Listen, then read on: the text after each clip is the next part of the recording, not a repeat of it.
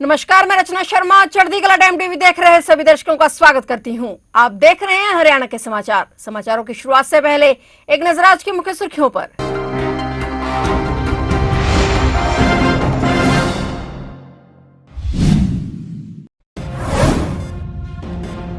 हरियाणा से दौड़ी देश की पहली हाइड्रोजन ट्रेन। पीएम मोदी ने हाइड्रोजन ट्रेन को किया रवाना। चीन से सोनीपत के बीच चली ट्रेन। भारत ऐसा करने वाला दुनिया का 5वां देश बना।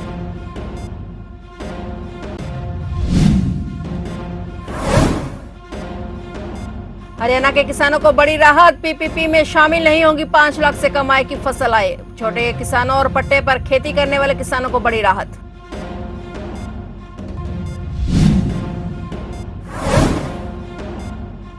गुरुग्राम में धमकी और रंगदारी मांगने का मामला। कॉन्ट्रैक्टर को जान से मारने की मिली धमकी। गैंगस्टर कौशल चौधरी के गैंग के नाम पर दी धमकी।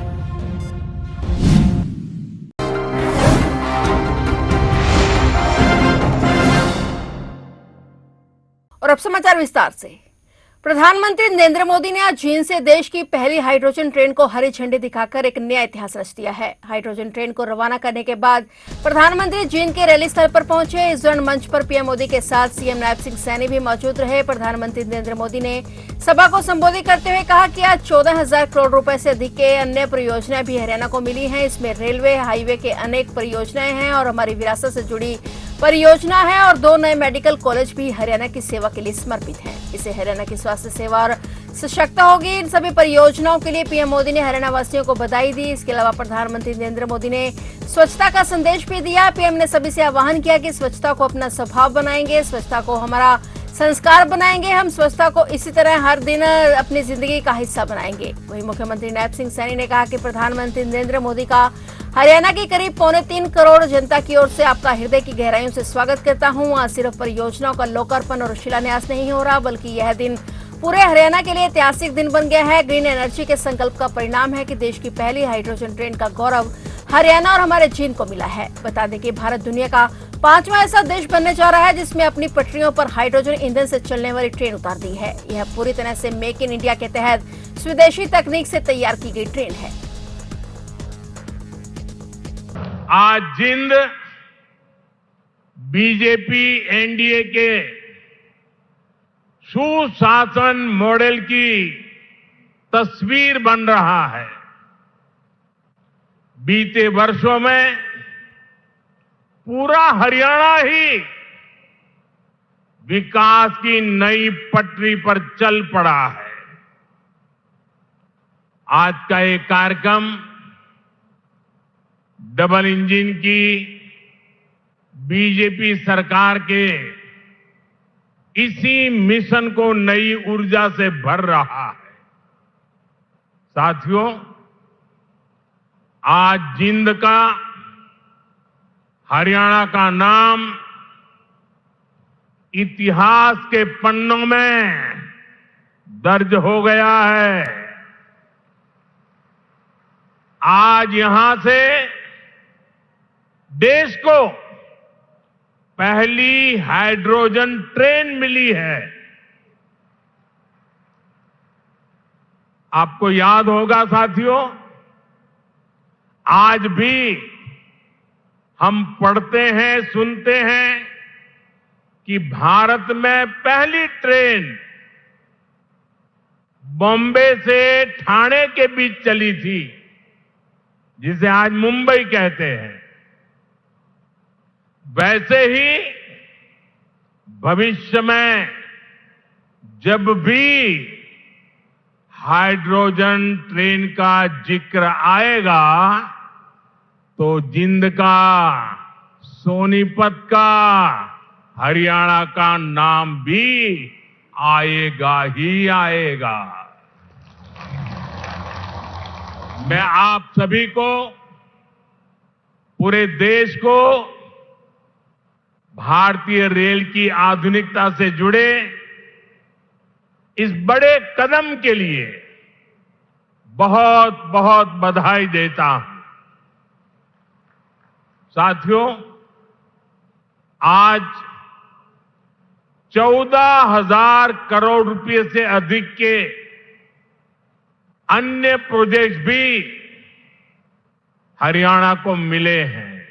हरियाणा में छोटे किसानों और पट्टे पर खेती करने वाले किसानों को बड़ी राहत मिली है। अब ई खरीद के माध्यम से 5 लाख रुपए से कम की फसल बेचने पर होने वाली आय फैमिली आईडी में शामिल नहीं होगी। इससे पहले सरकारी योजनाओं का लाभ पाने में आसानी होगी और मेरी फसल मेरा ब्यौरा पोर्टल का ब्यौरा भी अब शामिल नहीं होगा। परिवार पहचान पत्र से इसका ब्यौरा हटा दिया गया है। मुख्यमंत्री नायब सिंह सैनी के निर्देश पर यह निर्णय लिया गया है। नए नियमों का सबसे अधिक लाभ बटाई यानी पट्टे पर खेती करने वाले या 3 एकड़ तक के किसानों को होगा। अब मेरी फसल मेरा ब्यौरा पोर्टल के आधार पर दर्ज होने वाले फसल बिक्री मूल्य को परिवार की आय में शामिल नहीं किया जाएगा। इसके स्थल पर केवल 5 लाख रुपए से अधिक की ई खरीद से संबंधित डेटा को ही आय निर्धारण के लिए आधार माना जाएगा।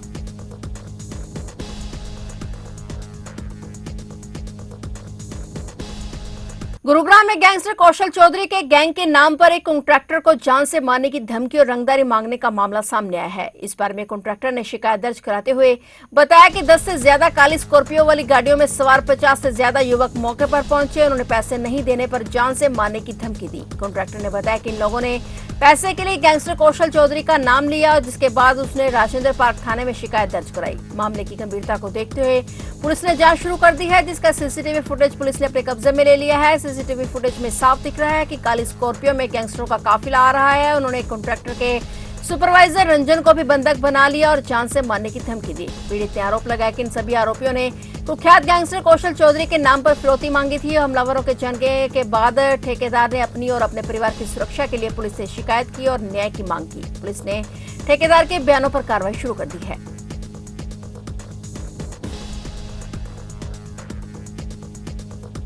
रोहतक नगर निगम में उस वक्त अफरा तफरी का माहौल कायम हो गया जब बम से उड़ाने की धमकी भरा एक ईमेल मिला। वहीं ईमेल मिलने से अधिकारी और कर्मचारियों में दहशत फैल गई। बताया जा रहा है कि ईमेल संयुक्त आयुक्त मंजीत कुमार की आधिकारिक ईमेल आईडी पर भेजी गई। संयुक्त आयुक्त वहां पर मंजीत कुमार ने तुरंत इसकी सूचना पुलिस को दी और ईमेल प्राप्त होने के बाद हड़कंप मच गया। मामले की जानकारी मिलने पर पुलिस और सुरक्षा एजेंसियां तुरंत अलर्ट मोड पर आ गई। पुलिस और सुरक्षा एजेंसियां गहनता से जांच में जुटी हुई हैं।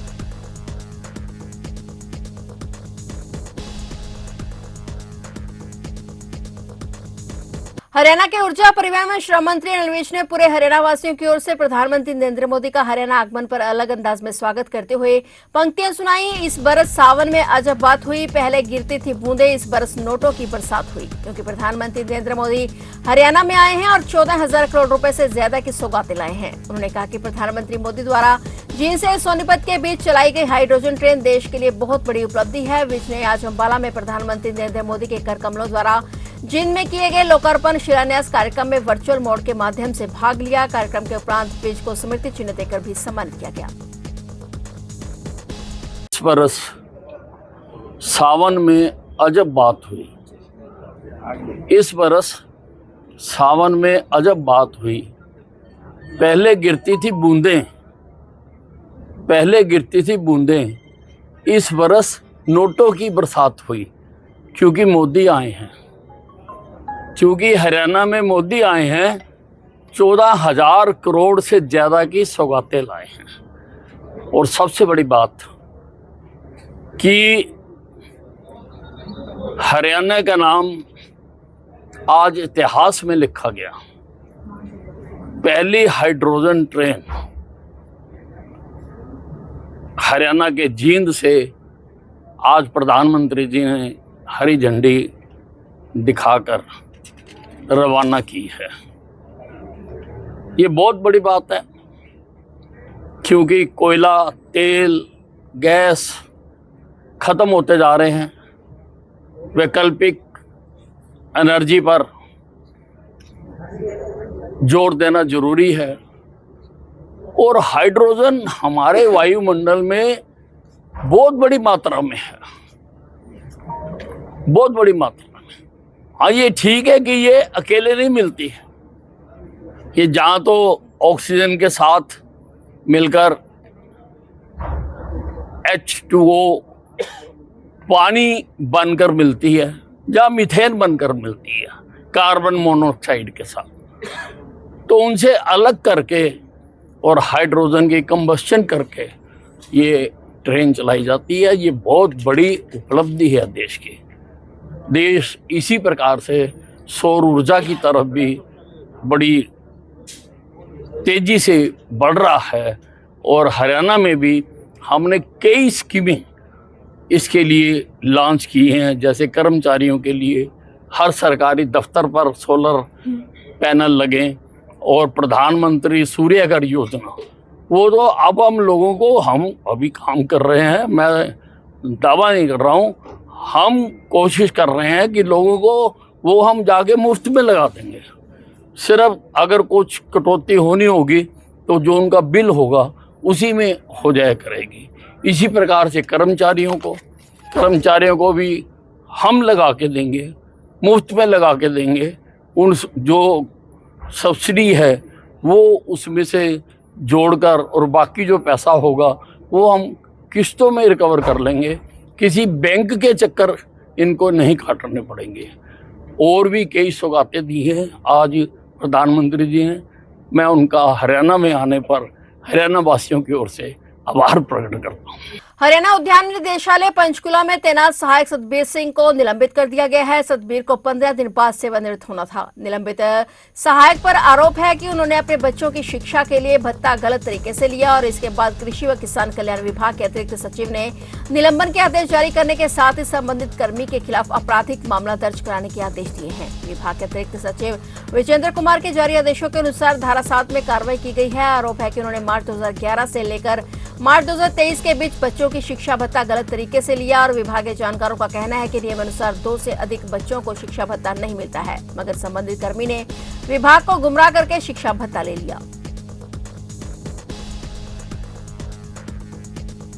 फिलहाल हरियाणा के समाचारों में इतना ही। और नए समाचारों के साथ फिर से हाजिर होंगे। तब तक के लिए देखते रहिए चढ़ती कला टाइम टीवी और मुझे दीजिए इजाजत। धन्यवाद।